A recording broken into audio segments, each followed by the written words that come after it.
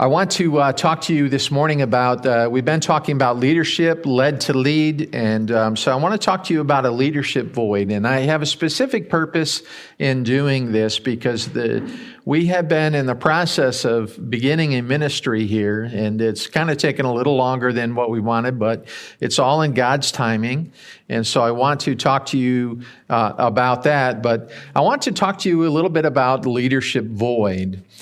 Our theme verse, and the theme verse for Fathers in the Field, is Isaiah 1:17. Learn to do right, seek justice, defend the oppressed, take up the cause of the fatherless, plead the case of the widow. One of the things that I've learned in the number of years that we've done Shadow Haven Ministries, and I've ministered to people who are recovering addicts of drug or alcohol or other issues, is a large percentage of them grew up in homes where there was no father, or they did not have a healthy relationship with their father.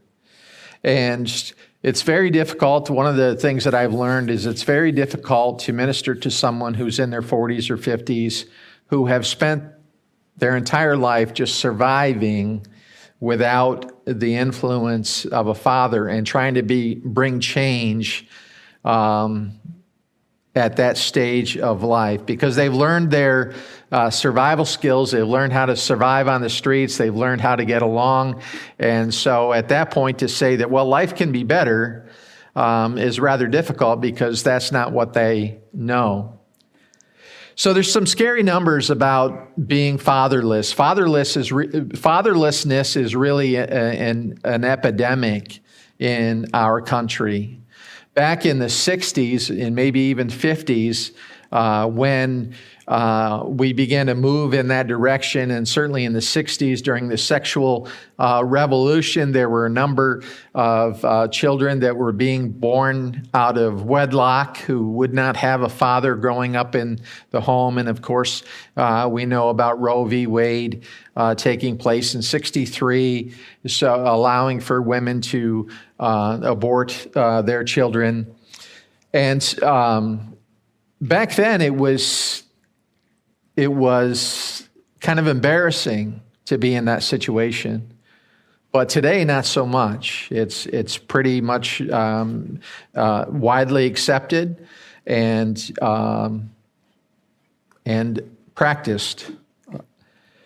50% of this country's children, over 25 million kids under 18, are growing up in homes without their fathers. They have no fatherly influence. They're growing up without a dad. Our society would tell you that's okay. They would say that men are a bad influence on children and on society in general. But we see that Scripture teaches us to the contrary. 1.5 million children become fatherless and wounded each year. And so if father decides to leave the home and to leave the kids, they have a sense of abandonment. They lose their sense of self-worth, and they struggle throughout life. 90% of all homeless and runaway children are from fatherless homes. 85% of all children who exhibit behavioral disorders come from fatherless homes. 75% of all adolescent patients in chemical abuse centers come from fatherless homes.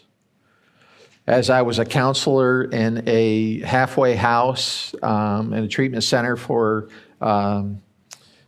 people who were addicted to either drugs or alcohol, and since starting Shadow Haven Ministries, one of the common themes is growing up in a fatherless home, not knowing who your father was, or knowing who he was, but he just was not present.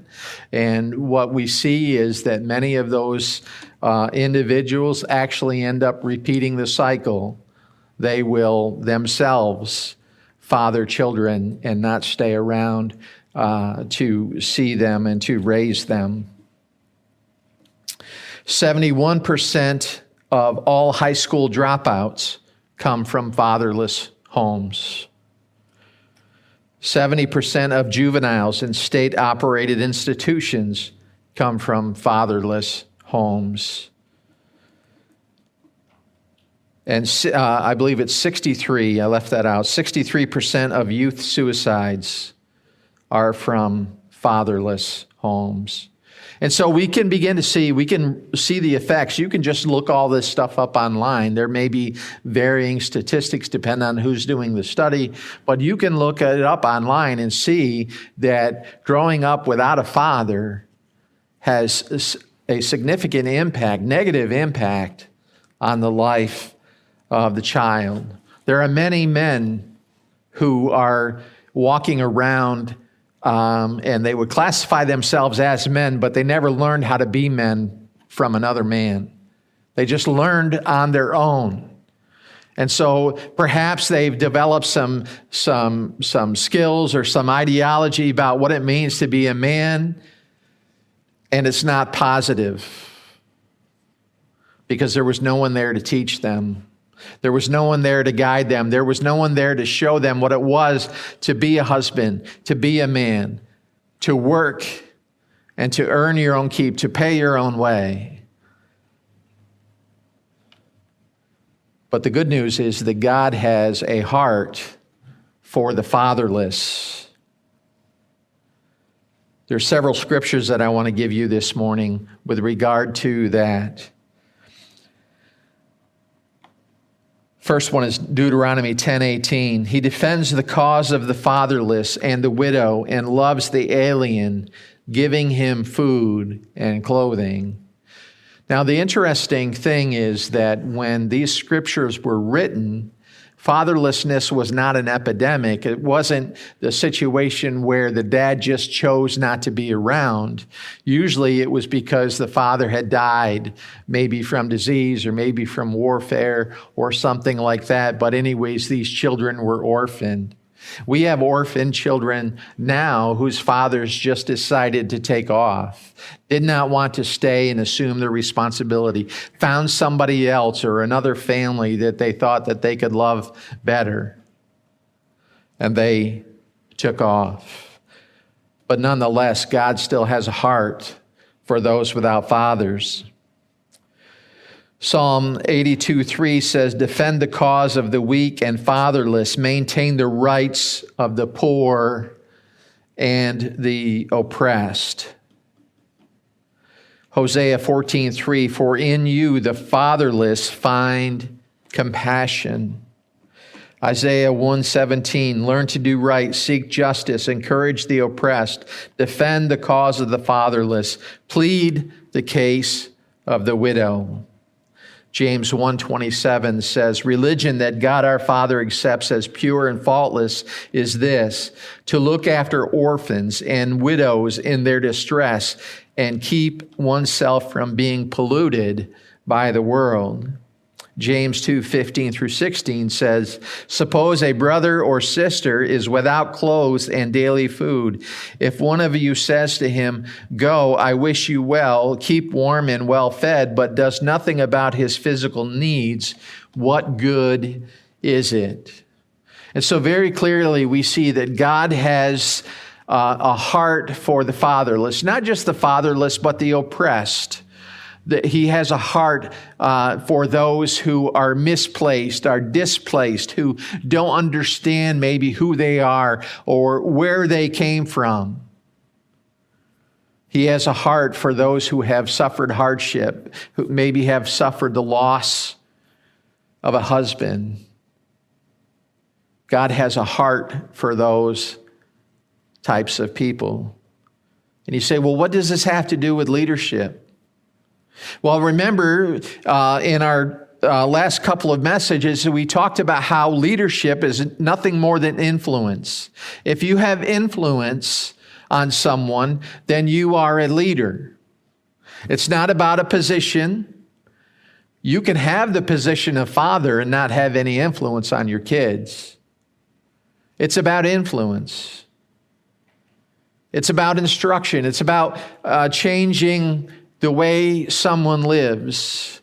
And you say, well, I'm not a leader because I don't influence anyone.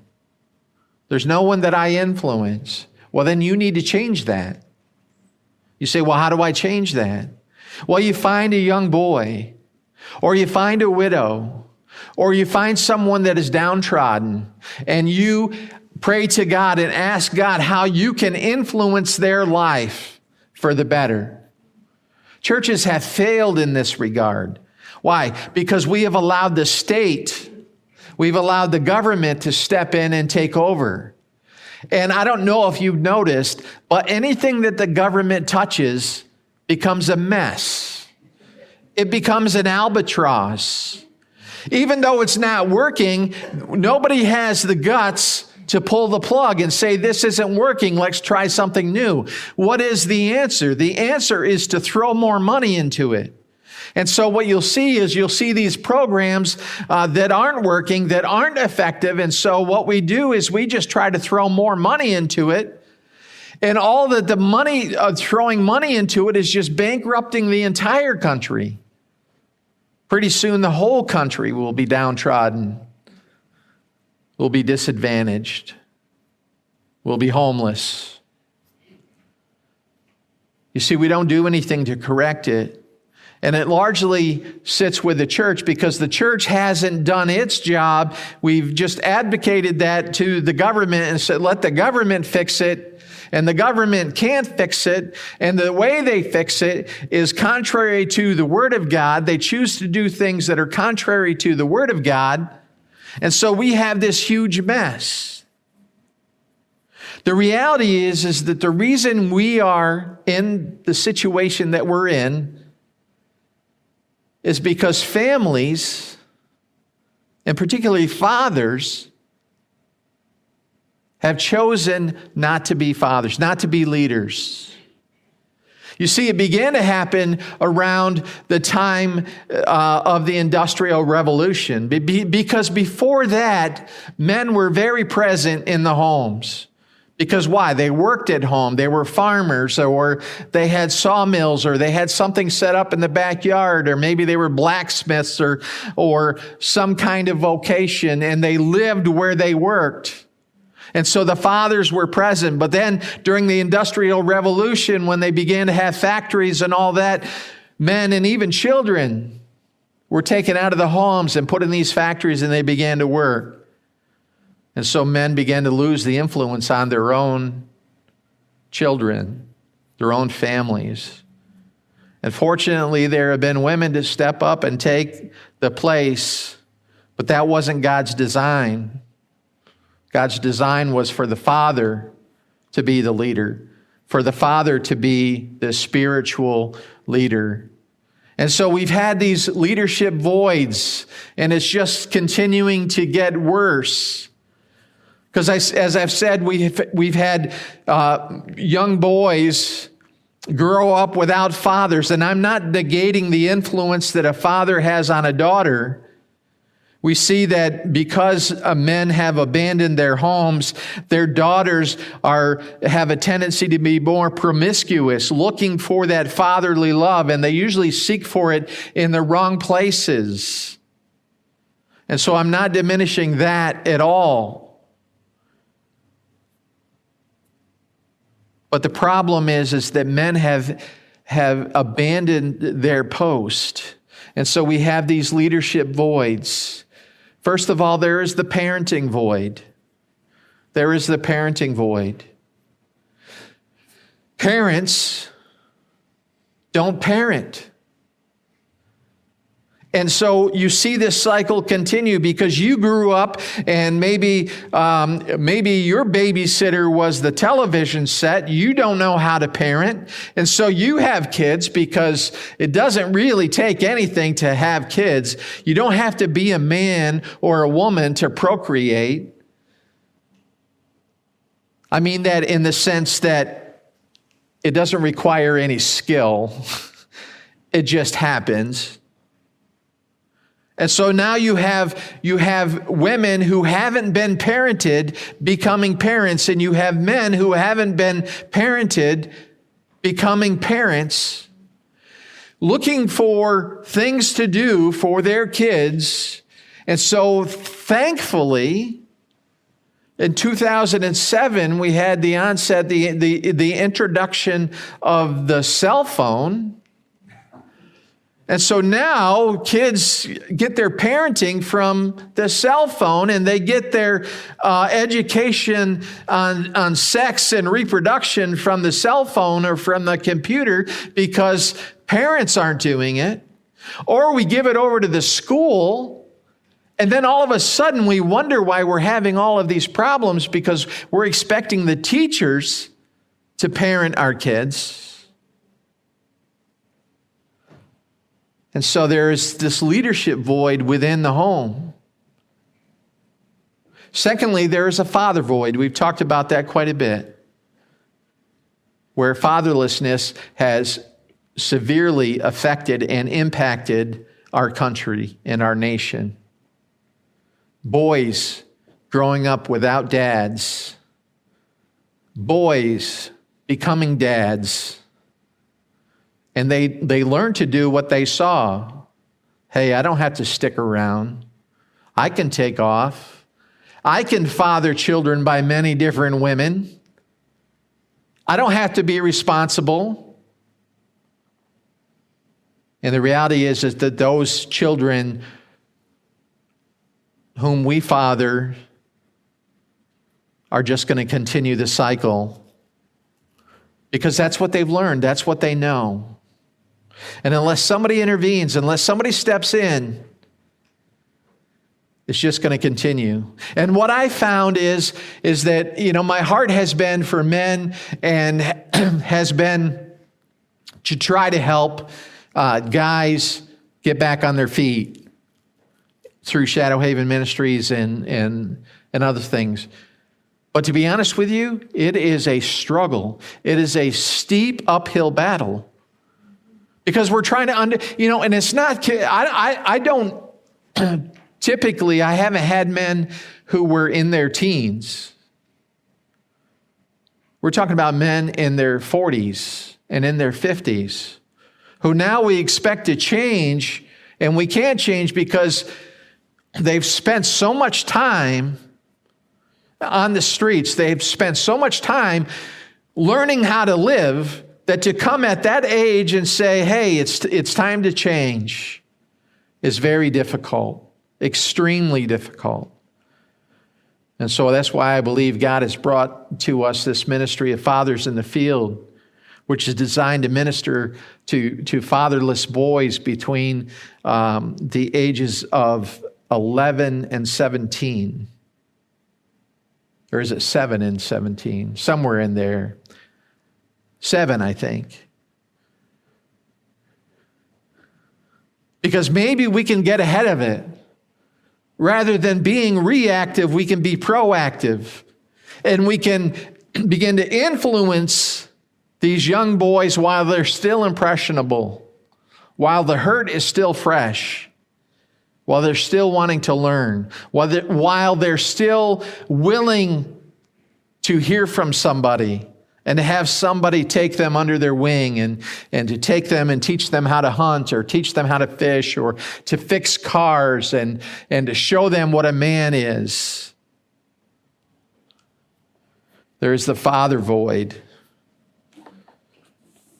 And then thirdly, there is the Christian education void. The Christian education void. You see, what happened, going back to the Industrial Revolution, and I'm not finding fault with the church with regard to this, but what happened during the Industrial Revolution before they came up with child labor laws is they would take children and put them in factories, and they would work to help support the family. So they weren't being educated. So some very wise individuals said, hey, let's educate these kids by having what is known as a Sunday school. Now, Sunday school, at its inception, was designed to do two things. Was to teach these kids how to read and write and do arithmetic, but to use the Bible as a curriculum. And so it was used as an evangelistic tool, but it was also used as an educational tool. Now, we don't use it as an educational tool. We use it to teach them Bible lessons. And so what has happened, what we have taught society is, if you want your child to grow up knowing something about your religion, something about God, something about the Bible, you send them to Sunday school, or you send them to VBS, or you send them to youth group. Because parents now don't have to do that. It's not my responsibility. It's the church's responsibility. And so as a result of that, churches began to have programs.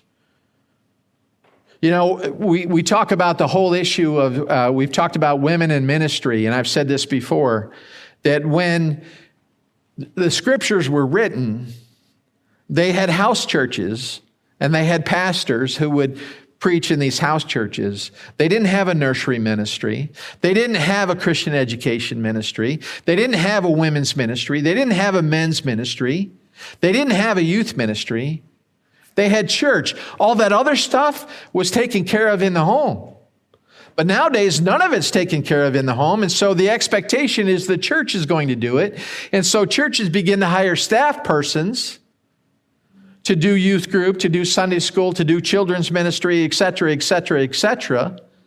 And churches have learned to do that so that they draw people in. And by drawing people in, they're drawing in giving units. Because, well, and we've had it here. We don't have a youth ministry. We don't have a children's ministry. So what happens? A person comes to the church, and I'm not saying this is bad, but I'm just stating this as a reality. A person comes to the church and says, oh, we love your service, we love the people, but where's your children's ministry? We don't have one. And so next thing we know, they're leaving and they're going to some place that has a children's ministry. And churches have learned to do that. We have a dynamic youth ministry. And so they may, and they'll say we're trying to reach youth for Christ, teens for Christ. But let's take a look at the stats. The majority of teenagers who grew up in a church or grew up attending youth ministry will leave the faith when they get the age of college. So it's really not working. And why isn't it working? Because it's not reinforced in the home. It is not taught in the home. We have given up that responsibility of teaching our kids how to be good kids. We've given it over to the school, and we've given it over to the church. And the church can't do it. Think about it for a moment. Let's talk about screen time, because that's, everybody understands what screen time is.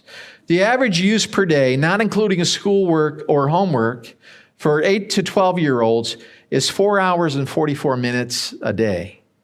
4 hours and 44 minutes, they're on cell phone or on their computer or playing video games or doing something. Between 13 and 18-year-olds, it's 7 hours and 22 minutes a day. So what are we doing, parents? We're allowing them to learn on their own. We're allowing some website to teach them. We're allowing some social media influencer to teach them, to be their leader. Why? Because it's easier. Who wants to deal with nagging kids? Yesterday, I took my daughter and my 2 grandkids. We went out to breakfast, and then we went to Bass Pro Shop. And I got to tell you, I love my grandkids. I love my daughter. I love, love, love being with those kids. I was exhausted. My 2-year-old, everything she saw in the store, I want it. I want it. I want it. I took a piece of candy. I broke it in half. And I gave one half to one child. And guess which half the other child wanted, the one half that they had. I had a perfectly good half, but they didn't want that half. They wanted the one that he had, or they wanted the one that she had. It went both ways. It's tiring to be a parent.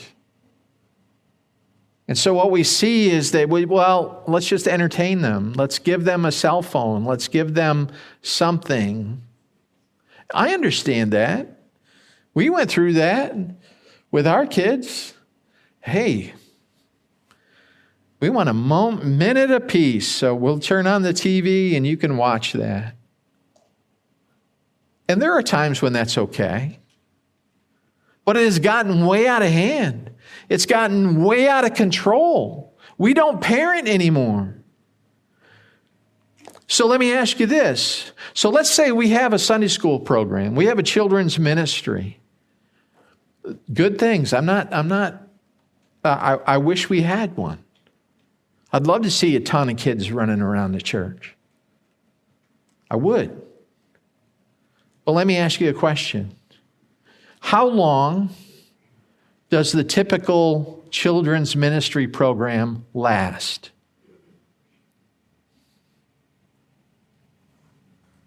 You can talk to me. It's okay. An hour to maybe an hour and a half. Why? Because that's how long the adult service is, right? Okay, so an hour to an hour and a half a week. Let's be generous. Let's say there's a midweek program and they come there for another hour and a half. So that's 3 hours a week versus 4 hours and 44 minutes every day. Who's got the greater influence? Whatever's on the screen. Whatever's on the tube. That has the greater influence. We can't compete with that. And so what needs to happen is parents need to fill the void and begin to lead in their own home.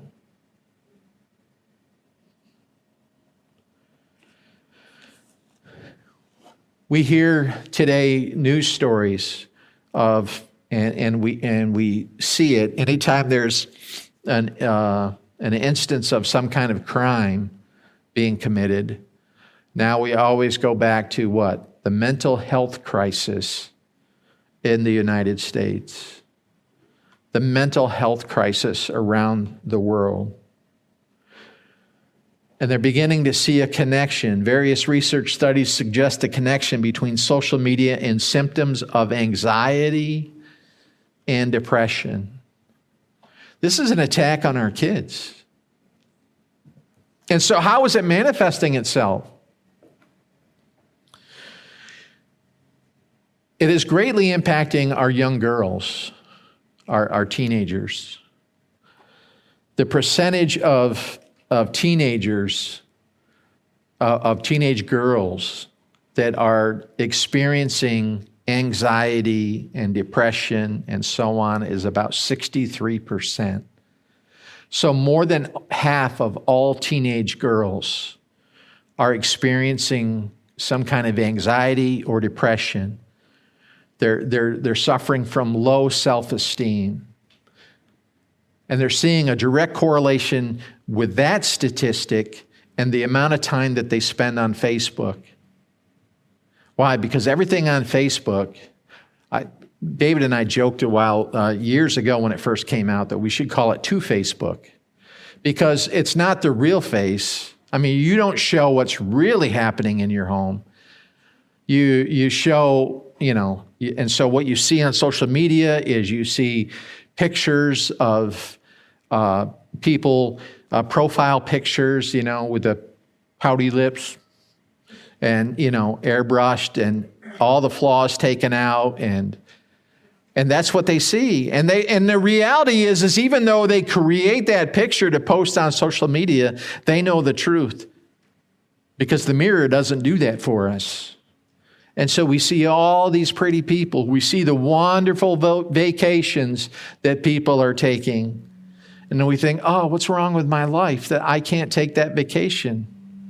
Maybe they're in debt up to their eyeballs. They don't post that. Maybe their car is being repossessed. They don't post that. It's all this wonderful stuff, and we feel like, oh, we can't compete. There's something wrong with me. And it's beginning to affect teenage girls, not to mention all the bullying that's going on. And then we wonder why we have a mental health crisis. Because kids are growing up without being parented. They're learning all this stuff from social media. Now, I thought the ironic thing about this putting this whole message together was I did all of it via screen time. So there is some good. There is some benefits. These stats I took off of websites, there is some benefits. But largely, most of it is not good, is not necessary. Do you know how much time the average kid spends playing outside each week? 20 minutes. 20 minutes? A week. A week? It's actually a little more than that. Because why? Well, at school, they probably get recess or they have gym class, so they might be outside for that. But it's about 5 to 8 hours a week that they're outside. They're inside. They're staring at a screen, which causes them to feel insecure, to begin to doubt who they are, how they were created. Why do we see all these teens coming out and questioning their gender? Well, I can't be pretty like those other girls. Maybe I was meant to be a boy. Or I can't be as masculine as all those boys, so maybe I was meant to be a girl. You say, well, Pastor, you're kind of far-reaching. Am I? Am I? And then you have all of these adults who have an agenda, who say, oh, well, we need to train these kids how to change their gender. And we need to do all this gender-affirming stuff. They have an agenda. You know what it is? They want to pass how they feel onto somebody else, because what's the old saying? They say, oh, we do it because we care for the children. I'm sorry, you don't take a small child and mutilate their bodies because you care for them. It's because they're in pain, and they're thinking, if we can just make the whole world like us, then everything will be okay. But listen to the stories and the testimonies of people who have gone through that and come to adulthood and realize that they destroyed their bodies, and they are no more happy now than they were then. As a matter of fact, they're miserable. There's a big leadership void, and it's in the home. There's a big leadership void. It's among pastors. In the book of Deuteronomy, it instructs us in Deuteronomy 4:9, only be careful and watch yourselves closely so that you do not forget the things your eyes have seen, or let them fade from your heart as long as you live. Teach them to your children and to their children after them. In Deuteronomy 11:18 through 19, it says, fix these words of mine in your hearts and minds. Tie them as symbols on your hands and bind them on your foreheads. Teach them to your children, talking about them when you sit down and when you walk along the road and when you lie down and when you get up. He's talking to the parents, and he's saying the responsibility is to teach your kids the things of God. He doesn't say it's the church's job. It's not the school's job. It's the parents' job. And so as a church, we have this responsibility. We have this tremendous opportunity to begin a ministry called Fathers in the Field. It's a ministry where we identify fatherless boys in our neighborhood, in our schools. And we begin to partner with the knowledge. We don't do it behind the single mom's back. We do it with her knowledge, with her blessing. As a matter of fact, we ask them if they want, and there's certain rules and boundaries that they have to follow for their child to participate. And these adult men come alongside these young boys, and it's a 3-year commitment to these young boys to bring them to church twice a month and to do a service project with them once a month and to take them hunting or fishing or whatever it is. It doesn't have to be the outdoors. We call it Fathers in the Field, but it can be, are you a basketball player? Find a kid, teach him how to play basketball. Baseball. Just toss a ball around. I don't want to say video games, but there may be a place for that. We have this opportunity. And next Sunday night, those of you should get an invitation this week to those of you that have been a part of this process. We're having a training next Sunday night. If you're new to this and want to get on board, then please come and talk to me about it. And it's not just guys, but it's men and it's women, because we're going to put together a whole team to make this happen. And then once a year, we'll have a celebration, a yearly celebration. We'll celebrate what's happening in the lives of these young boys.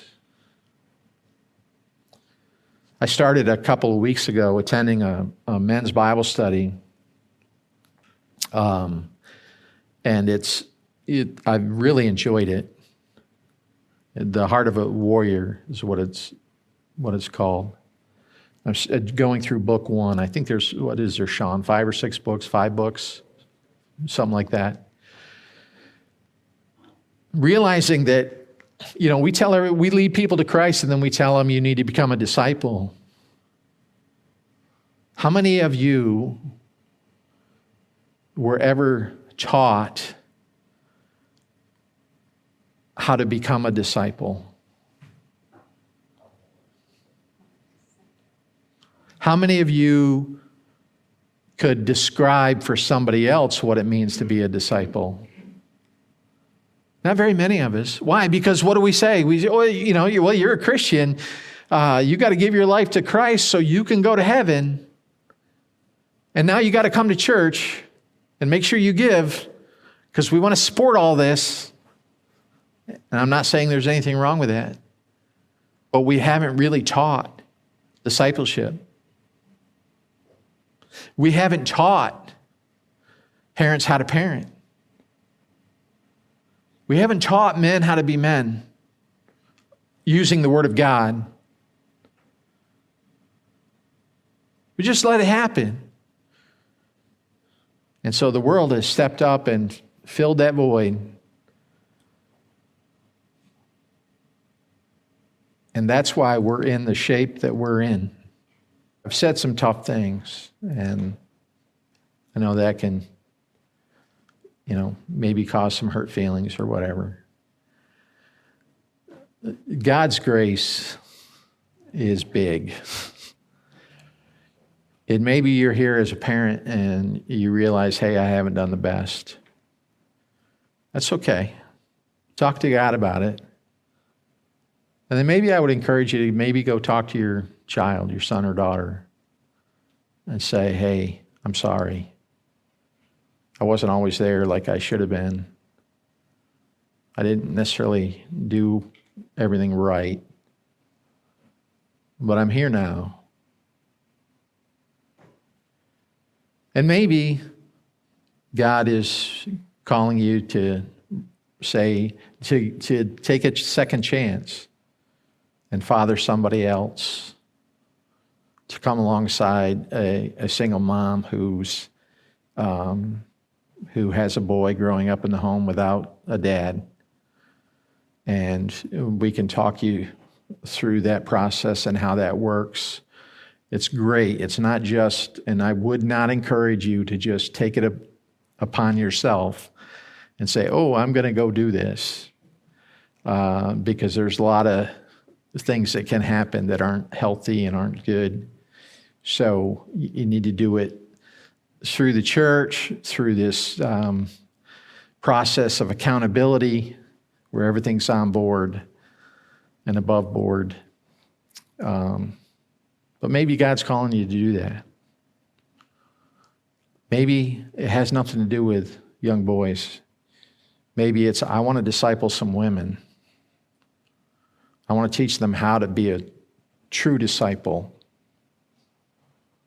Maybe I want to